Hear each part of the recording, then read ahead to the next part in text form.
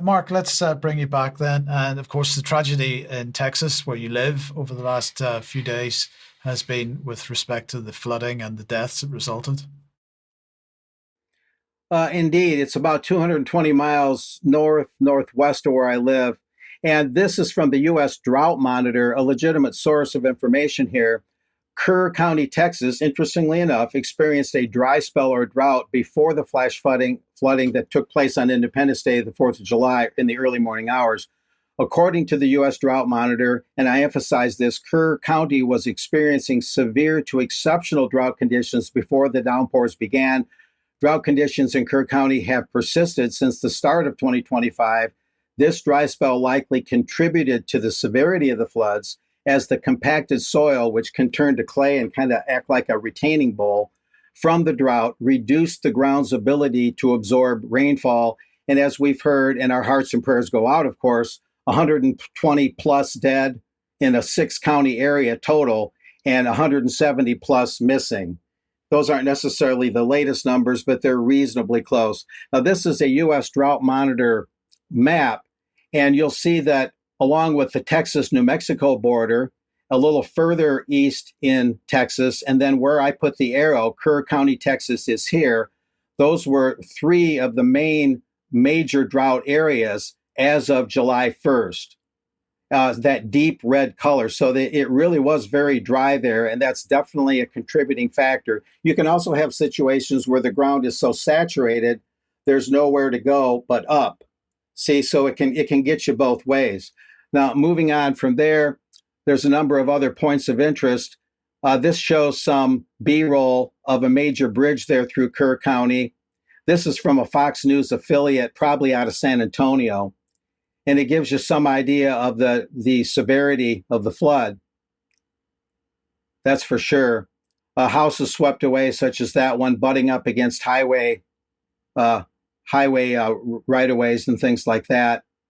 A pretty scary situation along the Guadalupe. I've been along that part of the Guadalupe River once, a very popular area. There's summer camps and all sorts of activities all along that river. It's a very pretty area. Northwest of San Antonio in what's called Hill Country.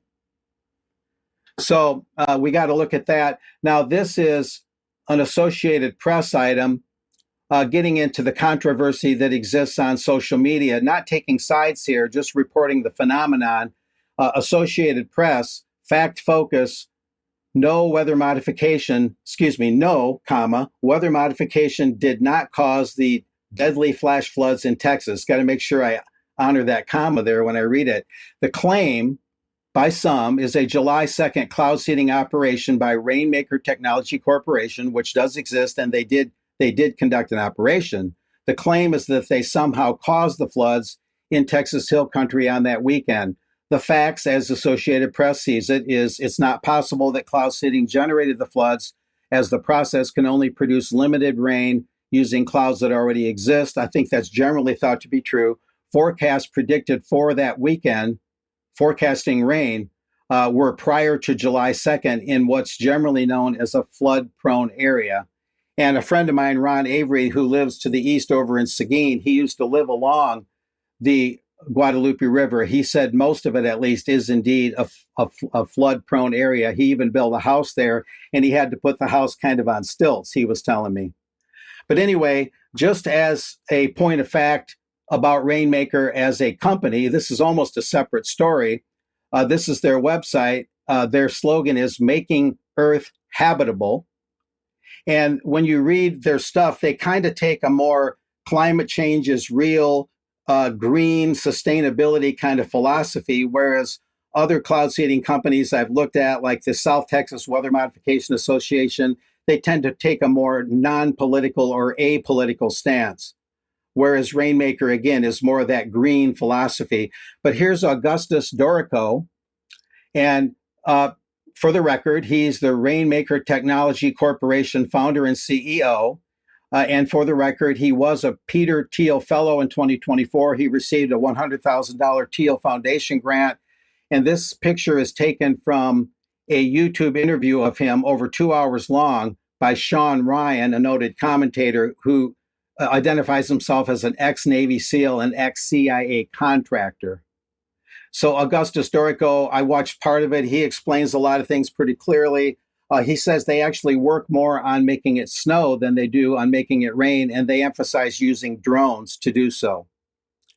Now, this is a little bit about their philosophy from that website, just to give you a flavor of it. Increasing global consumption and changing climate patterns are accelerating the depletion of freshwater resources. Humanity is responsible for protecting the vitality of the natural world and civilization. Rainmaker's precipitation enhancement technology is the only immediate scalable solution to create abundant fresh water. And then I've got a little something on the areas they cover, and that is keep growing, which is agricultural to help the farmers, supply utilities, mitigate drought. And maybe that was part of the July 2nd plan when they were in Runge and Karn County. Runge is a city in Karn County, Texas, on the other side of San Antonio, where we learned from that Drought newspaper that I mentioned a little while ago, we learned that there was very dry conditions. So whatever limited operations they had July 2nd may have been to mitigate drought and nothing more, and restoring ecosystems.